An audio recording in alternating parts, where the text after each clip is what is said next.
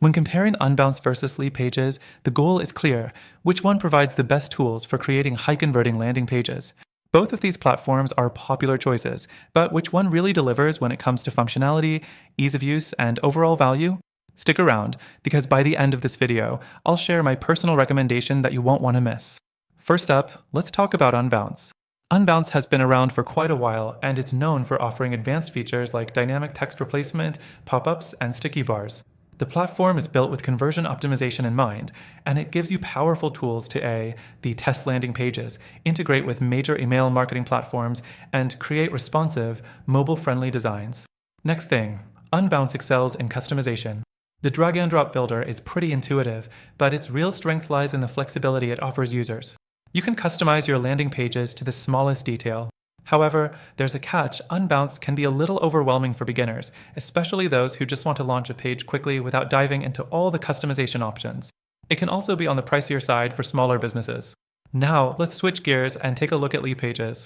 Leadpages has a reputation for being more beginner-friendly and easier to navigate. Its interface is simple and designed with non-tech-savvy users in mind. Leadpages also offers a drag-and-drop builder, but it comes with a ton of pre-designed templates, making it a great choice for anyone looking to launch a page quickly without much effort. Next thing, Leadpages isn't as customizable as Unbounce, but it still gives you solid features like A/B testing, pop-ups, and integrations with major email and CRM platforms. It also has a built-in feature for collecting leads through forms, making it very efficient for lead generation. However, some advanced users may feel limited by the design restrictions. Another downside is its lack of advanced features like dynamic text replacement. The fourth thing to consider is pricing.